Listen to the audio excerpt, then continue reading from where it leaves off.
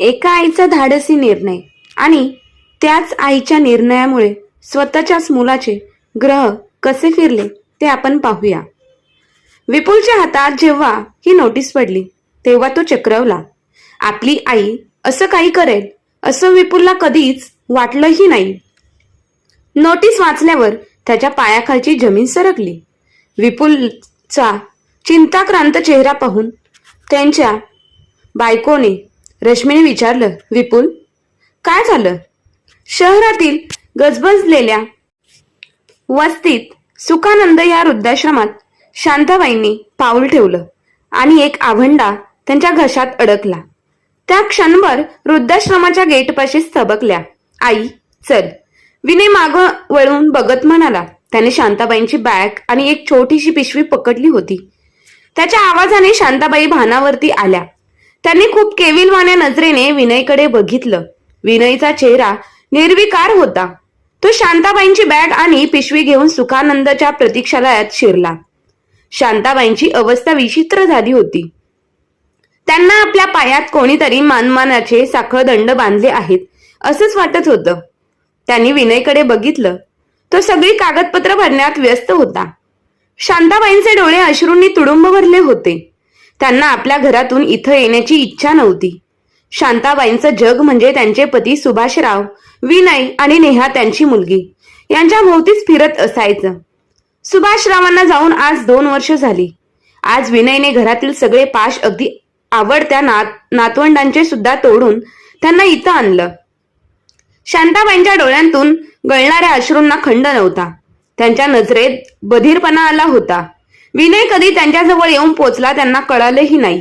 आई चल, आतमध्ये जा, तुझं सामान ठेवलं आहे आतमध्ये, विनय निर्विकार आवाजात बोलला. विनय मला घरी घेऊन चल, मला इथं राहायचं नाही, मला तुमच्या सगळ्यांबरोबर राहायचंय, शांताबाई केविलवाण्या आवाजात म्हणाल्या. आई तुझी इथे चांगली सोय केली आहे. मला आता तुझ्या आणि संध्यामधील भांडणाचा कंटाळा आला आहे. मी कधीतरी भेटायला येत जाईन. जात. शांताबाई विनयचा हात पकडण्यासाठी पुढे सरसवल्या, पण त्यांनी विनयचा हात पकडण्याआधीच विनय तिथून निघून गेला. जाताना त्याने मागे वळूनही बघितलं नाही. कितीतरी वेळ शांताबाई तिथेच उभ्या होत्या. त्यांना वाटलं आता तरी विनय आपल्याकडे बघेल किंवा धावत येईल आणि आपल्याला घेऊन जाईल, पण यातील असं काहीच घडलं नाही. विनय गाडीत बसून गाडी सुरू करून निघूनही गेला. शांताबाई हताश झाल्या. मावशी किती वेळ इथे थांबणार आहे? चला आत, ऊन खूप वाढलंय, त्रास होईल. शांताबाईंनी मागे वळून बघितलं. सुखानंद वृद्धाश्रमाचा सेवक सुखानंद आश्रमाचा युनिफॉर्म घालून उभा होता. हो, एवढं बोलून शांताबाई आत जायला वळाल्या. आत जाता जाता त्यांना विनयचा बालवाडीतला पहिला दिवस आठवला. शांताबाई विनयला शाळेत सोडून निघणार तेवढ्यात विनयने भोकाट पसरलं. आई तू जाऊ नकोस ग, मला घेऊन जा. त्याचा रडवेला चेहरा बघून त्याही रडवेल्या झाल्या. त्या विनयला घ्यायला पुढे जाणार तोच तिथल्या बाईंनी त्याला आत नेलं. क्षणभर शांताबाईंना वाटलं त्याच गोष्टीची शिक्षा विनयने आज मला दिली असेल का? ह्या विचारसरणीशी त्यांना एक हुंदका फुटला. शांताबाई आलेल्या हुंदका आवरत त्या सुखानंद आश्रमाचा नोकरा मागे मागे चालू लागल्या. त्यांना तो सुखानंदचा नोकर त्यांना दिलेल्या खोलीपाशी घेऊन आला. त्यांची बॅग खोलीत ठेवत खोलीतील खुर्चीवर बसलेल्या मालतीबाईंना म्हणाला, मालती काकू, ह्या तुमच्या नवीन रूम पार्टनर हो? हो का? डोळ्यावरचा चष्मा खाली करत मालती काकू म्हणाल्या. नाव काय यांचं? मालतीबाईंनी विचारलं. शांता.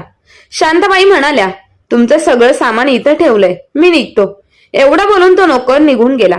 शांताबाई उभ्या होत्या. त्यांना काहीच कळालं नाही काय करावं. शांताबाई बस, तिथे तो पलंग, ते कपाट, ती खुर्ची तुमची आहे, बसा. एवढ्या कावऱ्या बावऱ्या होऊ नका. शांताबाई अस्वस्थपणे खुर्चीवरती बसल्या. पलंगाच्या बाजूला असलेल्या खिडकीतून त्या आकाशाकडे बघत होत्या. त्यांची नजर निर्विकार होती. विनयची जशी निर्विकार नजर होती अगदी तशीच. 2 दिवस तुम्हाला अस्वस्थ वाटेल, नंतर सवय होऊन घडलेल्या गोष्टीवर फार विचार करू नका. ते होणारच होतं, ते स्वीकार करा की इथं राहणं तुम्हाला टोचणार नाही. मालतीबाई म्हणाल्या. शांताबाई अजूनही खिडकी बाहेरचं बघतच होत्या. त्यांच्या डोक्यात हे का घडलं यावर विचार चालू होता की शांताबाई अजूनही अस्वस्थ आणि गोंधळलेल्या होत्या. त्या खिडकीतून एकटक बाहेर बघत होत्या. त्यांना मालतीबाई म्हणाला, खिडकीतून जी वाट दिसते ती वृद्धाश्रमाच्या मुख्य दरवाजापर्यंत जाते आणि मग गेटमधून बाहेर जाते. पण तुम्हाला कदाचित माहित नसेल, ही वाट फक्त बाहेरून येणाऱ्यांसाठीच आहे. आत आलेली व्यक्ती बाहेर जाऊ शकत नाही. काहीतरी काय बोलताय? जी वाट बाहेरून आत येते त्याच वाटेने आतून बाहेरही आपण जाणारच ना. शांताबाईच्या या बोलण्यावर मालतीताई हसल्या आणि म्हणाल्या, शांताबाई, वास्तवात या वृद्धाश्रमाच्या वाटेवरून फक्त एकेरी वाहतूक होते. तुम्हाला इथे आणून सोडायला वाट होती, पण इथून जाणार कशा म्हणजे? आले त्याच वाटेने. शांताबाईच्या चेहऱ्यावर मालतीबाई बावळट आहे का असा भाव आला. बाई, तुम्ही तुमच्या मुलाची वाट बघू नका. तो येणारही नाही तुम्हाला परत न्यायला. नाही, असं नाही होणार. तो मला इथे सोडून गेला आहे, पण घरी गेल्यावर त्याला माझी जाणीव भासेल. तो नक्कीच येईल. तुमची उणीव त्याला आधीच जाणवली असती तर त्याने तुम्हाला इथे सोडलंच नसतं. मालतीबाई शांताबाईंना समजावण्याच्या सुरात बोलल्या, अहो, आजपर्यंत मी कधीही घरापासून लांब राहिलेच नाही, तर विनयला माझी उणीव जाणवेल अशी? शांताबाई आपल्या म्हणण्यानं समर्थन करत बोलल्या. आपली प्रिय व्यक्ती आपल्यापासून लांब गेली तर हा विचार करत मनात येताच तो आपण सहन करू शकत नाही. कारण आपल्याला आपल्या प्रिय व्यक्तींपासून लांब राहण्याची कल्पनाही सहन होत नसते. इथे तुम्हाला तुमचा मुलगा सोडून गेला आहे म्हणजे त्याला तुम्ही जवळ नसण्याने काहीच फरक पडणार नाही. लक्षात घ्या, तो लहान मुलगा नाही. हे सगळं बोलताना मालतीबाईंचा चेहरा जरा कठोर झाला. शांताबाई मालतीबाईंच्या चेहऱ्याकडे सुन्न मनाने बघत होत्या. तुम्हाला तुमच्या मुलाने इथे का आणून सोडलं हे मी तुम्हाला विचारणार नाही, कारण मी हे विचारलं तर तुम्ही दुःखी व्हाल. आता आपण दोघे रूममेट आहोत. आपणच एकमेकांना जपायचं. मला तुम्ही ए मालती म्हणा, मला आवडेल. मालती हळूच पलंगावरून उठली आणि आपल्या खुर्चीकडे जाऊन लागली. मालतीताईंच्या पायांनाही शिनवाटा आला. जडपणे ती खुर्चीवरती येऊन बसली. खरंच तुम्हाला वाटतं माझा मुलगा मला घ्यायला येणार नाही? शांताबाईंनी कापऱ्या आवाजात विचारलं. ह्या वृद्धाश्रमात जितके वृद्ध आहेत त्या सगळ्यांना सुरुवातीला असंच वाटायचं की आपली मुलं आपल्याला आपल्या घरी परत नेतील, पण असं कोणाच्याच बाबतीत घडलं नाही. म्हणून तुम्हाला म्हणते, नका वाट बघू मुलाची आणि उरलेलं आयुष्य दुःखात घालवू नका. मला मालती म्हणा. या वयात हक्काचं माणूस हवं असतं वाटतं. शांता, तू होशील माझी हक्काची मैत्रीण? मालतीने आर्तस्वरात शांताला विचारलं. मालतीच्या आर्तस्वर ऐकून शांताला भटकवून आलं. ती थरथरत्या पावल्याने उठली आणि मालती जवळ गेली. मालतीच्या खांद्यावरती हात ठेवत म्हणाली, मी कोणाची हक्काची होऊ शकते ही जाणीव हे गेल्यानंतर विसरूनच गेली होती. हक्काचा विनय होता, पण आता तर त्यानेच नातं तोडलं. मालती, आपण होऊ ग सख्या जीवलग मैत्रिणी. मी आले मगाशी तेव्हा खूप गोंधळलेले होते, पण तुझं बोलणं ऐकल्यावरती मला धीर आला. मी आता परतीच्या वाटेची आस धरणार नाही. शांता, खूप लवकर समजलं हे बरं झालं. तुला बघितल्यावर मला माझ्या या वृद्धाश्रमातील पहिला दिवस आठवला. मीही तुझ्यासारखीच भांबावलेले होते. मला कोणी समजावणारं नव्हतं. तुला बघितलं आणि ठरवलं, तुला जितक्या लवकर वास्तवाची जाणीव करून देता येईल तितक्या लवकर करून द्यायची. थकलेल्या सुरात शांता म्हणाली, मालती, मला बरेच दिवसांपासून असं काहीतरी वाटायचं. असंच होऊ शकतं असं मला वाटतच होतं, पण जेव्हा प्रत्यक्षात घडलं तेव्हा मी हादरले. मुलांवर आंधळ प्रेम असतं आई वडिलांचं. विनय मला इथे सोडणार आहे हे माझ्या मुलीला, मेघालाही माहित होतं, पण तिचा तर साधा फोनही आला नाही. तू म्हणतेस ते बरोबर आहे. माझी उणीव विनयला आणि मेघाला पण जाणवणार नाही, म्हणूनच तो मला इथे आणून सोडण्याची हिंमत करू शकला. मी नाही आता विनयच्या आठवणींमध्ये व्याकुळ होणार. शाब्बास, असं म्हणून मालतीने शांताला मिठी मारली. कितीतरी वेळ त्या दोघी रुद्ध चिमण्या एकमेकींच्या मिठीत आपल्या आधार शोधत होत्या. बऱ्याच वेळाने मालतीने शांताभोवतीची आपली मिठी सैल केली. जानकी वृद्धाश्रमात येणाऱ्या प्रत्येकाची एक दुःखाची झालर असलेली कथा असते. प्रत्येकासाठी स्वतःचं दुःख खूप मोठं असतं. मला सुद्धा माझं दुःख खूप मोठं वाटत होतं. इथं आल्यावर लक्षात आलं, प्रत्येकाच्या दुःखाचं गाठोडं वजनदारच आहे. कोणाचं वजन जास्त कोणाचं कमी हे नाही ठरवू शकत. मला तर इथं असलेल्या लोकांचं दुःख ऐकल्यावर माझं दुःख काहीच नाही असं वाटलं आणि त्याच क्षणापासून मी दुसऱ्यांच्या दुःखाची धार कमी करण्यासाठी प्रयत्न करू लागले. मालती शांताचा हात थोपटत म्हणाली, मालती, तुझं बोलणं ऐकून मला पण माझ्या दुःखाचं गाठोडं फेकून इतरांच्या दुःखाच्या गाठोड्याचं वजन कमी करावंसं वाटते. चांगली गोष्ट आहे. शांता, तुझी कथा काय आहे? मालती, माझं आयुष्य सर्वसामान्य होतं. मी 20 वर्षाची होताच माझं लग्न झालं. आमची परिस्थिती खूप चांगली नव्हती. आपल्या वेळी गृहकृत्य दक्ष मुलगी सून म्हणून हवी असायची. आता सारखं नोकरी हवी हा हट्ट नसायचा. माझे बाबा म्हणाले होते, शांता तू हुशार आहेस, तुला पुढे शिकावं वाटतं, पण तुला आपली परिस्थिती माहिती आहे. तू आज छान दिसतेस, हळूहळू वय वाढलं की मुली जडत दिसतात. तू तशी झालीस तर हुंडा द्यायला आपल्याकडे तेवढा पैसा नाही. तुझ्या पाठीवर अजून 2 जणी आहेत, त्यांना लग्न होईपर्यंत शिकवावं लागेल, नंतर त्यांच्या लग्नाचं बघावं लागेल. म्हणून तुझं मन कळूनही तुला विनंती करतो, तू लग्नाला हो म्हण. मालती, माझे बाबा काकुळतीला येऊन माझ्या पुढे हात जोडून उभे होते. त्यांच्या डोळ्यातून त्यांची अगणितता ओघळ होती. मी ते दृश्य बघू शकले नाही. मी चटकन पुढे झाले आणि बाबांचा हात पकडून म्हणाले, बाबा मला ओशाळवानं करू नका, मी तुमची मुलगी आहे. तुम्ही मला विनंती नाही करायची, मला सांगायचं. तुम्ही दोघांनी आम्हा तिघींना खूप महत्वाचे वाढवले. बाबा पुन्हा कधी असे हात जोडू नका, मी लग्नाला तयार आहे. तुम्ही माझं वाईट कधीच चिंतणार नाही याची खात्री आहे. मला एक दिवस सुभाषचं स्थळ आलं. सुभाष सरकारी नोकरीत आहे, हेच आईबाबांसाठी महत्वाचं होतं. ठरल्याप्रमाणे त्या दिवशी सुभाष, त्यांचे आई वडील आणि लहान भाऊ मला बघायला आले. त्या मंडळींना आमच्या घरात शिरल्यावरच आमच्या परिस्थितीचा अंदाज आला. आई बाबांच्या चेहऱ्यावर ओशाळवानं भाव होतं. ते बघून माझा खूप संताप झाला. पण ही वेळ माझा संताप व्यक्त करण्याची नाही, तर मी सुभाषला पसंत कशी पडेन हे बघण्याची आहे. हे माझ्या लक्षात आलं.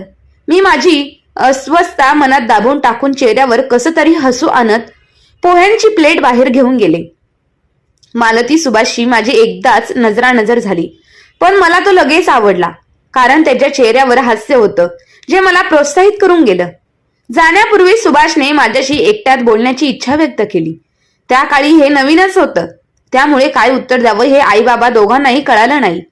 तेव्हा सुभाषने बाबा हसत म्हणाले, घाबरू नका, तुमच्या घरीच आत्ताच सुभाष तुमच्या मुलीशी बोलेल. तेव्हा बाबा भानावरती आले आणि म्हणाले, स्वयंपाकघरात बोलू शकतात. आम्ही दोघं स्वयंपाकघरात गेलो. त्या काळी सुभाषच्या घरचे खूप पुढारलेले होते. मालती आश्चर्याने म्हणाली, हो ना, आम्हाला हे नवीनच असल्याने आम्ही सगळेच खूप अवघडलेलो होतो. शांता म्हणाली, सुभाष तुझ्याशी कसे बोलले? मालतीने उत्सुकतेने विचारलं. माझ्या मनात धाकधूक होती. तसं आमचं स्वयंपाकघर पण खूप लहान होतं आणि अस्तव्यस्त पसरलेलं होतं.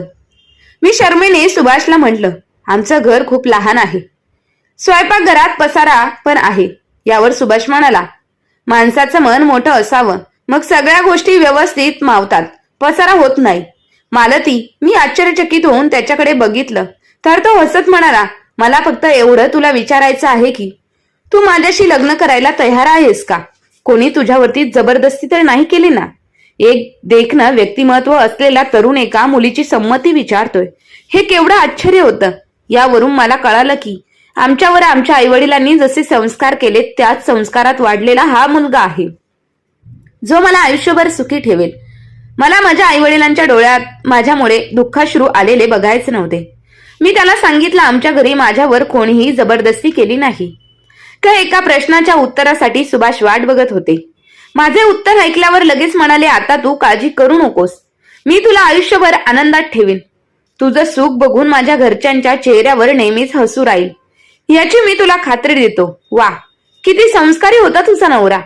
त्या काळातही मुलांच्या घरच्यांचा वर चष्मा असायचा. किती स्पष्टपणे आणि समजुतीच्या स्वरात तुझ्याशी बोलला. मग काय झालं? मला तिच्या शांताच्या आयुष्याची पट उलगडून बघण्यात खूप छान वाटत होतं. नंतर आयुष्य माझं खूप छान गेलं. सुभाषने मला सुखाच्या हिंदोळ्यावरती खूप झुलवलं. विनयच्या वेळी मला दिवस असताना घरातल्या सगळ्यांना मला कुठे ठेवू आणि कुठे नको असं झालं होतं. माझ्या माहेरी पैसा कमी होता, पण आईबाबांच्या प्रेमात आम्ही तिघेही मनसोक्त भिजायचो. 2 वर्षांपूर्वी सुभाषला कॅन्सर झाला आणि माझ्या सुखाला ग्रहण लागलं होतं. ते आजपर्यंत कायमच आहे. शांताने डोळे पुसले. शांता, आता तुझ्या वाईट दिवसांना विसर. फक्त सुभाषचं प्रेम लक्षात ठेव.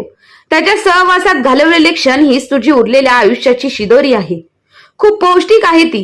हो मालती, मी सुभाषच्या आठवणीत ह्या वृद्धाश्रमातील दिवस आनंदात घालवणार आहे. शाब्बास. मालतीने शांताच्या खांद्यावर थोपटलं. आम्ही दोघी चिमण्या जोडीच्या मालती हसत म्हणाली. दोघी जणी हसू लागल्या. शांताची कथा ऐकल्यानंतर मालती म्हणाली, तू आता ठरवलं आहेस ना की ह्या वृद्धाश्रमात राहण्याने राहशील? हो. शांता उत्तरली, आनंदाने राहील. आता इथेच आपलं जग आहे. इथे आपल्याला आनंद मिळवण्यासाठी या संस्थेतील लोक झटतात. त्यांना आपण मदत करायची. मी करते. खरंय तुझं मालती, तू माझ्यापेक्षा खंबीर मनाची वाटतेस. मग तू इथे कशी आलीस? शांताच्या या प्रश्नावर मालती हसली. माझा वाईट काळ सुरू झाला, म्हणूनच मी विपरीत बुद्धी होत गेली आणि मी तसं वागत गेले. म्हणजे? शांताला काहीच कळलं नाही. माझे मिस्टर माझा विपुल 5 वर्षाचा असताना गेले. त्यांच्या जागेवर मला नोकरी लागली. पण लहान वयात आजूबाजूच्या लोकांनी नजर मला केविलवाणी करून जायची. पुरुष जात मदत करण्याच्या निमित्ताने वाईट हेतू मनात धरून माझ्याशी बोलायचे. माझे सासू सासरे म्हातारे होते. त्यांचा मला मानसिक पाठिंबा होता, पण तो पुरेसा वाटायचा नाही. कधी कधी पुरुषाचा स्पर्श, पुरुषाचा सहवास मला हवासा वाटायचा. मग मी खूप सैरवैर व्हायचे. माझ्या सासूबाईंनी माझी मनस्थिती कळायची. त्या एकदा मला म्हणाल्या, मालती, तू का व्याकुळ होत आहेस? मला कळतंय. आम्ही पण म्हातारे झालो नसतो तर यांनीच बाहेर जाऊन पैसे कमावले असते. तुला बाहेर पडू दिलं नसतं. तुझे कष्ट बघून रोज एकदा तरी त्यांच्या डोळ्यात पाणी येतं. या सैरभर अवस्थेतून तुला स्वतः बाहेर काढावं लागेल. विपुलचं भविष्य बघ. आम्ही आहोत तुझ्या बरोबर, पण आम्ही पिकली पानं कधी गळून पडणार कळणारही नाही. शांता, मी त्याच दिवशी स्वतःला खंबीर केलं. माझ्या सैरबरे होण्याने विपुलवर आणि सासू सासऱ्यांवर परिणाम व्हायला नको हे ठरवलं. प्रत्येक दिवस मी काटेकोरपणे जगत होते. कोणाला माझ्याबद्दल कोणाला कारण मिळू नये म्हणून मी सतर्क राहायचे. मालती, तुझ्या माहेरचे लोक काही आले नाही का मदतीला? शांताने विचारलं. माझे भाऊ जास्त शिकलेले नाही, त्यामुळे त्यांना बेताची नोकरी होती. 2 भाऊ असून काही कामाचे नव्हते. काहीतरी सांगून माझ्यापासून पळ काढायचे. आई वडील काय करणार? ते बांडगुळासारखे मुलांवर अवलंबून होते. अगं मालती, आई वडिलांना बांडगुळ काय म्हणतेस? त्यांच्या वयोमानानुसार ते काय ग पैसे कमवणार? आपल्याला लहानाचं मोठं करताना आपल्या आई वडिलांनी कधी म्हटलं नाही ही मुलं आमच्यावर बांडगुळासारखी अवलंबून आहेत. मग आपण मुलांशी असं म्हणणं योग्य आहे का? शांताच्या आवाजाला धार चढली. शांता, हे मी नाही, माझे भाऊ म्हणतात. त्यांना आई वडिलांबद्दल काहीच वाटत नाही. दोघांना खूप चुकीच्या वळणावर त्यांच्या मित्रांनी नेलं. त्या दोघांना तीच वाट आवडली. आता त्या वाटेवरून परतता येत नाही. म्हणजे क्रिमिनल साईडला वळाले का? शांताने घाबरूनच विचारलं. नाही, तसं काही नाही घडलं. हे आमचं नशीब. कष्ट न करता पैसा मिळाला तर तो त्या दोघांना हवाच असतो. दोघांच्या बायका करतात छोटी मोठी कामं. ह्या दोघांचा मूड असला की कामाला जातात. जेव्हा खिसा रिकामा होतो तेव्हा पैशांची आठवण होते. मग जातात काम शोधायला. मालतीच्या स्वरात उद्विग्नता दडली होती. मालती, त्यांच्या नशिबात जे असेल ते होईल. तुला का तुझ्या मुलाने इथं सोडलं? तू नाही ना आली स्वतःहून? शांताने विचारलं. नाही. आता वाटलं की त्याने इथे सोडण्याऐवजी आपणच इथं आलो असतो तर फार बरं झालं असतं. मालती म्हणाली. का? तुला असं का वाटतं? शांताने विचारलं. मला हळूहळू सगळी परिस्थिती कळाली होती, पण मन मानायला तयार नव्हतं. मनाला जर मी आधीच तयार केलं असतं तर इथे त्याने मला सोडण्यासारखा अपमान मला सहन करावा लागला नसता. वृद्धाश्रमात माझी रवानगी केली हा माझ्या मातृत्वाचा अपमान आहे. माझ्या जवळचे सगळे पैसे संपले. मग जे थोडे उरले त्या पैशातून इथे मला आणून सोडलं. घर मात्र माझ्या नावावर आहे. तिथेच माझा मुलगा राहतो. हे जग सोडून जाण्यापूर्वी हे घर मी माझ्या नातवाच्या नावावर करणार आहे. बोलून मालतीने दीर्घ असा उसासा सोडला. शांता मालतीचा हात हातात घेऊन म्हणाली. मालती, नको फार विचार करूस ग. आपलं ठरलंय ना, आपण दोघी चिमण्याने इथे आनंदात राहायचं. हो, आजपर्यंत मी एकटी होते. आज मला नवीन मैत्रीण मिळाली तुझ्या रूपाने. मी नाही आता विचार करणार, वाईट वाटून घेणार. आपण इथे आनंदात राहू. मालती शांताकडे बघून हसली आणि तिचा हात हातात घेऊन गाणं म्हणू लागली. आम्ही दोघी चिमण्या जोडीच्या. पुढे काय? बोल. शांताच्या या वाक्यावर मालती खोखो हसत म्हणाली. मी नाही ग बाई कवयित्री, मला एवढंच येतं. मालतीच्या बोलण्यावर शांता पण हसून आवरेना. दोघी चिमण्या कितीतरी वेळ हसतच होत्या. शांताला सुखानंद या आश्रमात येऊन आता जवळपास महिना झाला. सुरुवातीला मालतीला कबूल करूनही शांता विनयची वाट बघतच असे. विनयची आठवण आली की शांताची गती हळू व्हायची. खूप वेळ आपल्यात तंद्रीत असायची. शांताच्या लक्षात आलं नाही, पण मालतीच्या तिच्या वागण्यात मागचं कारण लक्षात आलं. शांता, भूतकाळात फार रमू नकोस ग. कोणाची वाटही बघू नकोस. तू दुःखी होशील एक दिवस, मालती ताईंना म्हणाली. मालतीचं बोलणं ऐकता स्वतःला कसं बस सावरत शांता म्हणाली. नाही ग, असं काही नाही. मी जरा वेगळ्या विचारात होते. तुझा वेगळा विचार कोणता आहे हे मला कळतंय. शांता, उगीच सावरासावर करू नकोस. मीही ह्या परिस्थितीतून गेले आहे. काही दिवसांनी मला कळालं असतं मुलांची वाट बघणं बसण्यात काही तथ्य नाही. माझ्याच मनाची कुतोड होते. निष्पन्न काहीच निघत नाही. इथे येऊन 6 महिने झाले तरी विपुलचा एकही फोन आला नाही.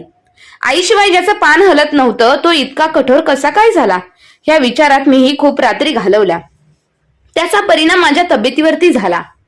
मालती शांता हळूच मालती समोर पलंगावरती बसली आणि म्हणाली, चुकलं माझं, मी तुझ्याशी खोटं बोलले. आता मीही विनयची वाट बघत बघत माझ्या तब्येतीवरती परिणाम करून घेणार नाही. पण आपलीच पोटची मुलं अशी का वागतात कळत नाही. शांता टाळी एका हाताने वाजत नाही, हे सत्य मला त्या दिवशी दातार काकांनी लक्षात आणून दिलं.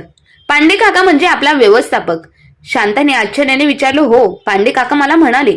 मालतीबाई, संसारात जेव्हा वादळ उठतं तेव्हा त्याच्या मागे 2 व्यक्तींचा सहभाग असतो. प्रत्येकाला आपलं वागणं बरोबर वाटतं, ते साहजिकच आहे. आपल्या मराठीत म्हणतात, दुसऱ्याच्या डोळ्यातील कुसळ दिसतं पण आपल्या डोळ्यातील मुसळ दिसत नाही. हे अगदी खरंय. त्यामुळे तुम्हाला तुमच्या मुलाने इथं का सोडलं, ह्या दुःखात जगण्यापेक्षा वर्तमानातील गोष्टी बघा, त्यात रमायला शिका.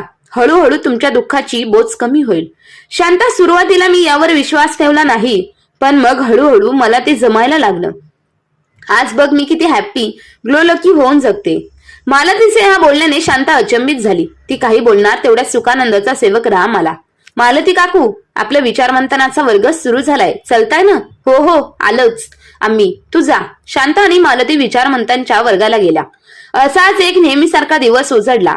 शांता आता डायरी लिहू लागली होती. शांताचं डायरी लेखन चालू होतं आणि मालती तिचं काहीतरी काम करत होती. तेव्हाच राम आला. मालती काकू, तुम्हाला भेटायला सरदेसाई वकील आले आहे. आले का? 5 मिनिटात मी आले, येते असं सांग त्यांना. मालती रामला म्हणाली, हो सांगतो, म्हणून राम निघून गेला. शांता मालतीने आश्चर्याने बघू लागली. मालती, वकिलांकडे तुझं काय काम आहे? माझ्याबरोबर चल म्हणजे तुला कळेल. हसऱ्या चेहऱ्याने मालती सुखानंदच्या ऑफिसमध्ये निघाली. आपल्या चेहऱ्यावर बरेच प्रश्न घेऊन शांता तिच्या मागोमाग ऑफिसमध्ये जायला निघाली. नमस्कार देसाई. मालतीने देसाई वकिलांना नमस्कार केला. देसाई वकिलांचा सुखानंद वृद्धाश्रमाची जुना संबंध असल्याने इथे प्रत्येक स्त्रीला ते ताई म्हणत आणि प्रत्येक पुरुषाला दादा म्हणत. हे सगळं वृद्ध मला ताई दादा सारखेच आहेत, त्यामुळे यांना सर किंवा मॅडम म्हणणार नाही, असं देसाई वकिलांनी सुखानंद वृद्धाश्रमाशी नातं जोडताना जाहीर करून टाकलं होतं. नमस्कार ताई, तुम्ही सांगितल्याप्रमाणे मी लिहिलंय. तरी एकदा नजरे खालून घाला. काही ऍड करायचं असेल तर करू, नसेल करायचं तर मी हे फायनल करून तुमच्या मुलाला पाठवतो. काय हे मालती? शांताच्या या प्रश्नावर मालती हसत म्हणाली, माझ्या मुलाला विपुलला घर सोडण्याची नोटीस पाठवते. काय नोटीस? अगं मालती, विपुल तुझा मुलगा आहे, त्याला नोटीस का पाठवते? का पाठवू नाही? इथे वृद्धाश्रमात सोडताना त्याने मी त्याची आई आहे हा विचार केला का? नाही ना. मग मी तो माझा मुलगा आहे हा विचार का करू? इथे मला आणून सोडले त्याने माझ्या मातृत्वाचा, माझ्या कष्टाचा अपमान केला आहे. वरून वर मी कष्टाने बांधलेल्या घरात फुकटात आणि मजेत राहतोय. त्यालाही कळू दे जरा दुनियादारी. मालती, हे सगळं माझ्या डोक्यावरून जाते, झेपत नाही आता मला. शांता, आपल्या मराठीत म्हणतात ना, समोरच्याचं ताट द्यावं पण बसायचा पाठ देऊ नये. पण मालती, हे लोकांसाठी, आपल्या मुलांसाठी नाही. मला वृद्धाश्रमात ठेवताना मी त्याची आई नव्हते का? की तू ही चूक केलीस, भावनेच्या भरात सगळं मुलांना देऊन टाकलं. परिणाम काय झाला? मुलाने इथं आणून सोडलं. मुलगी तर हालचालही विचारत नाही, त्यांना तुझी गरज नाही. माझ्याकडून नकळत का होईना अशी चूक झाली नाही. आता ही नकळत झालेली चूक सुधारते आहे. शांता अजूनही स्तब्ध होती. मालती वकिलाला म्हणाली, देसाई, तो ही नोटीस बघून तयार नाही झाला तर पुढे काय करायचं? 1 महिना त्याच्या उत्तराची वाट बघायची. त्याने उत्तर दिलं नाही तर पुन्हा नोटीस पाठवायची. त्या नोटीसमध्ये आणखी कडक भाषा वापरायची. दुसऱ्या नोटीस नंतर तो थांबणार नाही. ह्या 2 नोटीसमध्ये त्याने फोन केला किंवा तुम्हाला भेटायला आला तर काय बोलायचं हे मी तुम्हाला सांगून ठेवतो. कुठल्याही भावनेत न गुंतता त्याला सांगा की माझं म्हणणं काय आहे हे मी नोटीसमध्ये लिहिलं आहे. ते समजलं असेल तर तशी कृती कर. मला यावर जास्त काही बोलायचं नाही. ठीक आहे असं सांगेन. बाकी लिहिलंय सगळं योग्य आहे. ताई, मी लगेच फायनल कॉपी करून पाठवतो. मालतीने होकारार्थी मान हलवली. शांताचे हे सगळं समजण्या पलीकडचं होतं. ती शांत होती. मालतीच्या चेहऱ्यावर मात्र समाधान होतं. आपल्या ह्या 2 चिमण्या यांच्या विचारांच्या आर्तवनात गुंतून गेल्या. दोघींच्या मनातील विचार मात्र एकमेकींच्या विचारांपेक्षा भिन्न होते. विपुलला मालतीने वकिलाच्या मार्फत घर सोडून जाताना घरातील वस्तूही घरातच सोडून जाण्यास बजावलं. घर सोडण्यासाठी आठवडाभराची मुदत दिली. विपुलच्या हातात जेव्हा ही नोटीस पडली तेव्हा तो चक्रवला. आपली आई असं काही करेल असं विपुलला कधीच वाटलं नाही. नोटीस वाचल्यावर त्याच्या पायाखालची जमीन सरकली.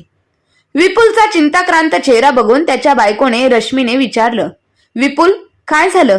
आईने हे घर सोडण्यासाठी नोटीस पाठवली आहे का? काय आईने असं का केलं? 7 दिवसात घर सोडायचं आहे हो की नाही असे ह्या नोटीसला उत्तर द्यायचं आहे. बाई बाई कमाल झाली तुझ्या आईची. आपल्या पोटच्या पोराला घर सोडून जाताना काहीच कसं नाही वाटलं. मला आई असं का नाही करेल असं कधीही वाटलं नव्हतं. आता काय करायचं? मी नोटीसला उत्तर देण्याऐवजी आईला भेटून येतो. त्यांना म्हण तुम्ही तिथे शांतपणे जगा आणि आम्हालाही इकडे जगू द्या. इथे त्यात ताप होता डोक्याला, आता इथे नाही तर ताप आहेच. तू त्रास करून घेऊ नकोस. ऑफिस मधून घरी येताना तिला भेटून येईल. मी आज जमलं तर आजच जाईल, कारण नंतर मंथ एंड मुळे 2-3 दिवस मला जमणार नाही. मी आज ऑफिसमध्ये कामाने खूप थकलोय. जरा वेळ पडतो. जेवायची वेळ झाली की आवाज दे. एवढं बोलून विपुल विमस्तक मनस्थितीत आपल्या खोलीत निघून गेला. विपुल कामापेक्षा या कोर्टाच्या नोटीसमुळे जास्त थकला. रश्मी स्वयंपाकघरात स्वयंपाकाची तयारी करायला गेली. स्वयंपाक करताना तिच्या डोक्यात आता काय करायचं हेच फिरत होतं. मालतीने 2-3 दिवस विपुलच्या उत्तराची वाट बघितली. विपुलचं उत्तर किंवा फोनही काहीच आला नाही. अजून 2 दिवस वाट बघून मालतीने देसाई वकिलांना फोन करायचं निश्चित केलं. त्याच संध्याकाळी विपुल मालतीला भेटायला आला. विपुलला बघून मालतीच्या मनात हसायला आलं. विपुल खोलीत आला आणि म्हणाला, आई तू मला नोटीस पाठवलीस मी घर सोडायचं म्हणून. हो, कधी सोडणार घर?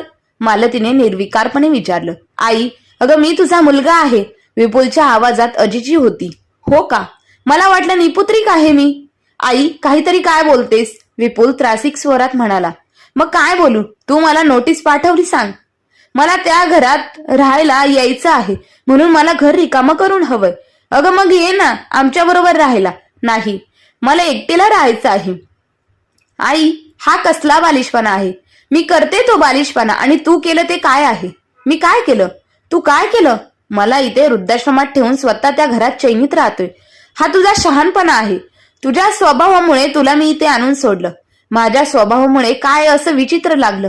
इतकी वर्षे ही आई प्रिय होती, लग्न झाल्यावर नावडती झाली. विपुल तुझ्या आणि रश्मीच्या विचित्र वागणुकीपुढे मला ही कोर्टाची नोटीस पाठवावी लागली. मी कष्ट करून पै करून जमून हा फ्लॅट घेतला होता. त्यावर घर बांधले. ते माझ्या हक्काचं घर तुम्ही फुकट वापरताय. हेच मला नकोय. आई हे तू जर जास्तच बोलते. जास्त नाही, योग्य बोलते. मला माझं घर परत कर. तुम्ही कुठेही राहायला जा. इतकी कठोर झाली तू? तुझं हृदय कोमल आहे म्हणून मला इथे वृद्धाश्रमात आणून सोडलंय. 7 दिवसात घर रिकामं कर, अन्यथा कायदेशीर कारवाई करावी लागेल. एवढं बोलून मालती निर्विकारपणे हातातील काम करत राहिली. मालतीच्या या त्रस्त वागणुकीमुळे विपुल थांबला. विपुल आणि मालतीचा वाद ऐकत पलंगावर बसलेली शांता उघडली. तेवढ्यात त्यांचं लक्ष शांताकडे गेले. इतक्या वेळ ह्या खोलीत दुसरं कोणी आहे हे विपुलच्या लक्षातही आलं नाही. त्याला फार अवघडल्यासारखं झालं. बोलणं झालं असेल तर निघ. घर रिकामं केलं की घराची किल्ली माझ्या हवाली कर. मालतीचा एकदम निर्विघ्नाचा स्वर लागला होता. विपुलच्या डोळ्यासमोर काजवे चमकले. त्याला कधी शंका आली नाही की आई असा काही निर्णय घेईल. विपुलच्या डोळ्यासमोर भूतकाळ सरकला. त्याचं लग्न झाल्यावर काही महिने रश्मी नीट वागली. नंतर तिचे नखरे सुरू झाले. विपुल गोंधळला. कोणाच्या बाजूने बोलावं, आईच्या की बायकोच्या? जिने आपल्याला जन्म दिला, आपल्याला वाढवलं, बराच संघर्ष केला, आपल्यावर चांगले संस्कार केले, तिची बाजू घ्यावी की जी आपल्या आयुष्यात गोड समोहित क्षण घेऊन आली आहे, जिच्या बरोबर पुढील भविष्यातील अनेक ध्येय साध्य करायचे आहे, तिची बाजू घ्यावी? शेवटी तरुण समोहित क्षणांच्या धुंद वेळाख्यात अडकून विपुलने जुन्या जर्जर झालेल्या आधारवडाला सोडण्याचा निर्णय घेतला. मालतीने हा निर्णय घेतल्यावर विपुलच्या लक्षात आलं की आपण दोन्ही बाजूंमध्ये संतुलन साधण्यात कमी पडलो. आपण एकाच प्रवाहात वाहत गेलो जो आपल्याला आवडला. आपल्यासाठी कष्ट घेतलेल्या आधारवडाच्या सावलीला आपण स्वतःहून दूर लोटलं. पण आता वेळ गेली होती. आता कितीही विनवणी केली तरी हा आधारवड आता आपल्याला सावली देणार नाही हे विपुलच्या लक्षात आलं. सत्य परिस्थिती लक्षात आल्यावर जड पावलांनी विपुल उठला. मालतीकडे गेला. तिच्या पायावर डोकं ठेवून माफी मागून झटकन खोली बाहेर पडला. विपुल निघून गेल्यावर मालतीचा बाण फुटला. तिच्या आवाजाने शांत भानावर आली आणि ती चटकन उठून मालतीजवळ गेली. मालतीला शांतपणे आपल्या मिठीत घेऊन तिला थोपटू लागली. बऱ्याच वेळाने मालती ताई भानावर आली. तिने चटकन आपले डोळे कोरडे केले. शांता, आज हे नातं संपलं. तू माझे नातेवाईक होशील ना शेवटपर्यंत? मालतीने भाऊकपणे विचारलं. मालती, तूच माझी सख्खी बहीण आहेस. आता माझे रक्ताचे नाते तरी कुठे राहिले? मी एकटीच आहे. पुढील आयुष्यात आपण दोघी एकमेकींना सोडू नाही. शांता मालतीच्या हातावर थोपटत म्हणाले. जानकी, विपुलने घर रिकामं केलं की त्या घरात आपण दोघी राहायला जायचं. तुझ्या घरात? शांताने आश्चर्याने विचारलं. हो. आणखी एक लक्षात ठेव, आपण आपल्यासारख्या वयस्कर लोकांसाठी काम करायचं. आपल्या दोघींपैकी कोणीतरी एक आधी जाणार. ती गेली म्हणून दुसरीने अस्वस्थ राहायचं नाही. आपलं काम पुढे चालू ठेवायचं. जी मागे राहील तिच्या शेवटच्या दिवसात सुखानंद वृद्धाश्रमात काळजी घेईल. आणि ते का घेतील? आपण तर त्यांचं वृद्धाश्रम सोडून जाणार. मी सगळी लिखापडी करून ठेवणार आहे. माझं घर हे आपल्या दोघींच्या नावाने करणार आहे. आपल्या दोघींच्या मृत्यूनंतर मी हे घर माझ्या नातवाच्या नावावर करणार आहे. मालती एकदम ठाम स्वरात बोलली होती. तिचं बोलणं ऐकून शांता आश्चर्य वाटलं. मालती, तू एवढा पुढचा विचार कधी केला? जेव्हा तू मला भेटलीस, तुझ्या रूपाने मला जगण्याची उमेद मिळाली, तेव्हाच हे सगळं मी ठरवलं. मध्ये मी 2-4 वेळेला देसाई वकिलांच्या ऑफिसमध्ये जाऊन यावर चर्चा केली. नंतर निर्णय घेतला. बापरे, तू मला प्रत्येक वेळी वेगवेगळी कामं सांगून बाहेर गेलीस. ते देसाई वकिलांच्या ऑफिसमध्ये गेली होतीस? हो, आता मी निश्चिंत झाले. शांता मालतीच्या हुशार चाणाक्षपणाने खूप प्रभावित झाली होती. मालती अचानक शांताच्या गळ्यात हात टाकून म्हणाली, आम्ही चिमण्या जोडीच्या. आम्ही एकाच फांदीवर राहणार. हक्काच्या फांदीवर मनसोक्त झुलणार. एवढं बोलून मालती हसायला लागली. तिच्या सुरात सूर मिसळून शांता पण हसायला लागली. काही दिवसात मालती जानकीला घेऊन आपल्या घरात राहू लागली. मालतीने ठाम राहून स्वतःच्या घरात राहणं पसंत केलं. आपल्याला बसायचा पाठ तिने परत मिळवला. तर मित्रांनो, मालतीने जो निर्णय घेतला तो योग्य होता की अयोग्य हे कमेंट बॉक्समध्ये नक्की कळवा. आणि अशाच नवनवीन कथेसाठी आपल्या चॅनलला लाईक, शेअर, सबस्क्राईब नक्की करा. धन्यवाद.